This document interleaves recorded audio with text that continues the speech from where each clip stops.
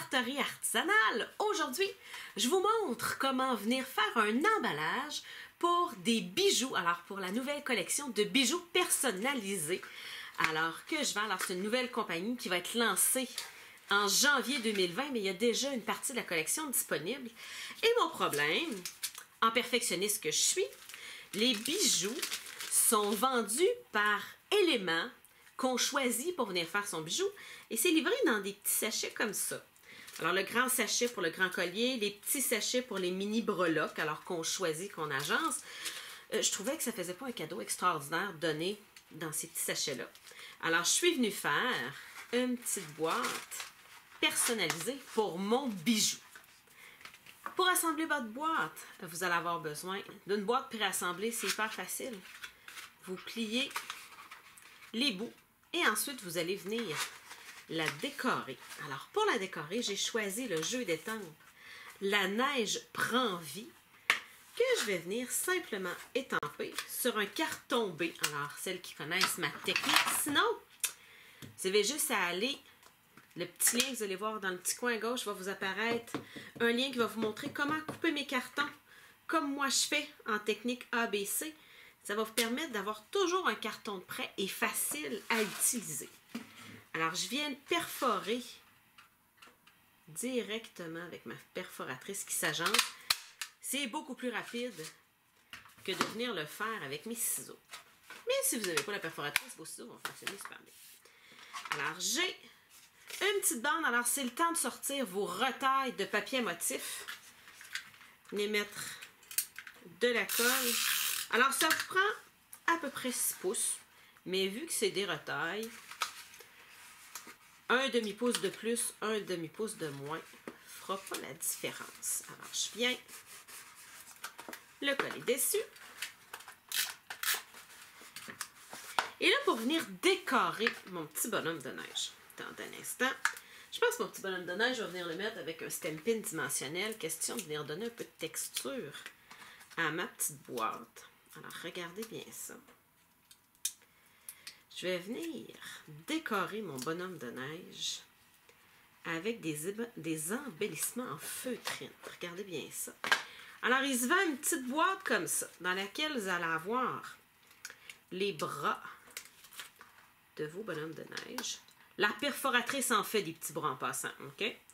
Mais là, j'y vais pour vous montrer les beaux accessoires. Alors, les petits bras de mon bonhomme de neige. Une belle carotte orange.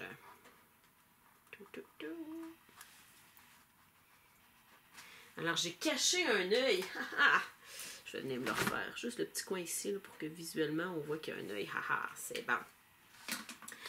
Et je vais venir lui mettre une petite sucre rouge. Alors, le plus facile pour venir coller votre petite tuque, c'est d'y aller encore, je pense, avec un Stampin' dimensionnel. Vous allez être sûr qu'il va avoir la même hauteur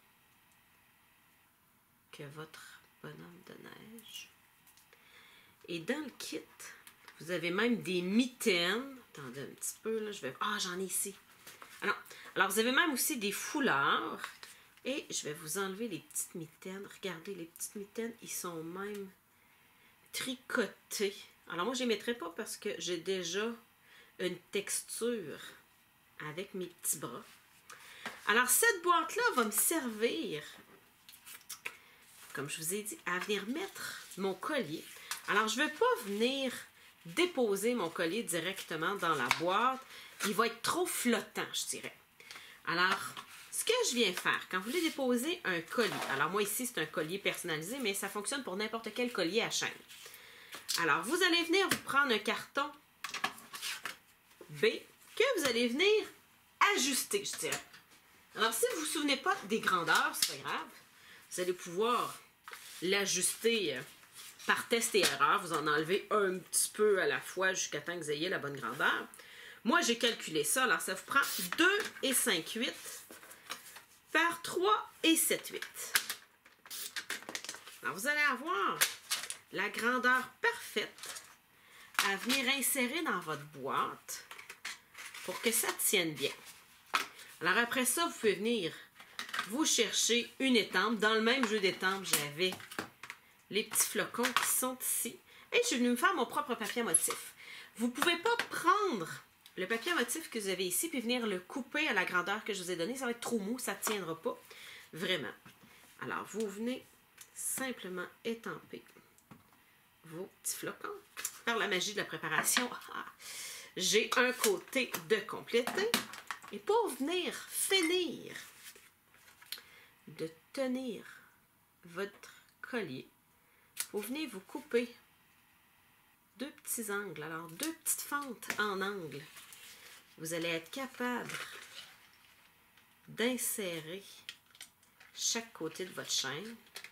Ça va très bien tenir. Ça va vous laisser de la place si vous voulez écrire un petit mot. Moi, j'ai fait une carte assortie. Alors, je n'ai pas besoin de venir faire un petit mot directement sur ma boîte. J'ai déjà ma carte. Alors, si vous trouvez que la chaîne a pendouille, vous avez peur qu'elle se mêle à l'intérieur de votre boîte. Quand on reçoit les bijoux Keep Collective, ils arrivent tous dans un petit... le grand collier, il arrive dans un grand étui comme ça. Puis toutes les petites breloques arrivent dans un petit étui comme ça. Alors, ce que vous pouvez faire, c'est l'ouvrir.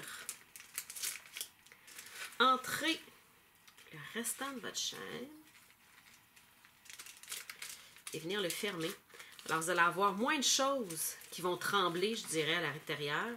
Ça l'entre magnifiquement bien dans la petite boîte. Et c'est fait. Vous voilà avec une boîte personnalisée qui va avec un collier personnalisé.